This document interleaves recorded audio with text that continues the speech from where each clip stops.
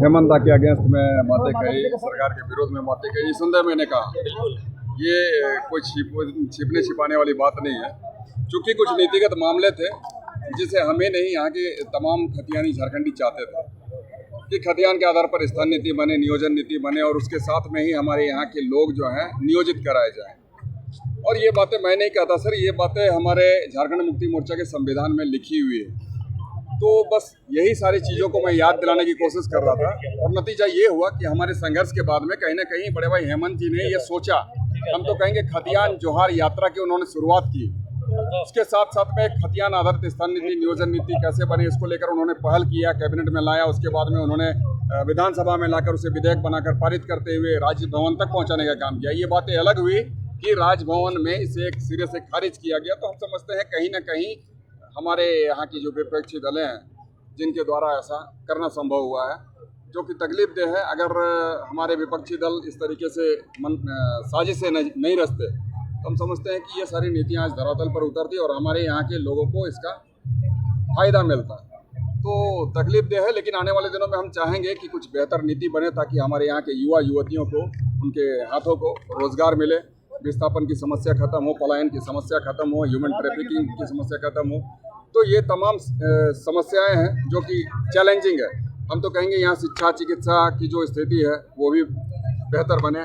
उसके बाद में हमारी महिला स्वावलंबन की दिशा में जो एक प्रयास किया जा रहा है बड़े भाई हेमंत जी के द्वारा, तो वो बेहतर तरीके से हमारे धरातल पर उतरे ताकि हमारी माँ बहनें अपने पैरों पर खड़ी हो सकें। जयराम के साथ में कदम से कदम मिलाकर चल रहे थे, अब जयराम के खिलाफ आपको प्रचार करना पड़ेगा। कदम से कदम मिलाने की बात नहीं है सर, विचारें होती है।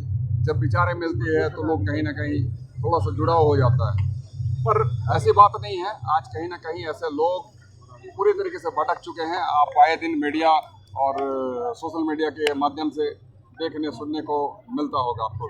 1932 को लेकर के आपने विरोध किया था कि 1932 लागू होगा तो फिर हम जेबीएम में वापसी करेंगे, नहीं होगा तो नहीं कभी करेंगे। तो फिर अभी तक तो नहीं हुआ है, फिर आप कैसे 1932 की मैंने कभी बात नहीं की सर। मैंने बात की है खतियान आधारित स्थान नीति, नियोजन नीति, अंतिम सर्वे सेटलमेंट हर एक जिले का अपना अपना होता है, मैंने उसकी बात की है। और दूसरी बात, मैं जिस संघर्ष को मैंने किया, हमारे यहाँ के लोगों ने किया, कहीं ना कहीं माननीय हेमंत जी को भी इस दिशा में पहल करनी पड़ी और कैबिनेट में लाना पड़ा, फिर अगर विधेयक के रूप में पेश कराकर इसे राजभवन तक पहुंचाना पड़ा। तो ये कहीं ना कहीं एक बड़ी पहल थी हेमंत के द्वारा और उनके द्वारा एक पहल किया गया। मैं इसे तवज्जो देता हूं, उसकी मैं वंदना करता हूं, प्रशंसा करता हूं। इसलिए फिर से दिल्ली को सुदेश महतो जी ने सुंदर सुशील क्षेत्र बनाया, ये भी बोलते हैं कि अमित महतो के रहते कुछ नहीं हुआ, खाली विकास की गंगा नहीं बही है बल्कि भ्रष्टाचार हुआ है।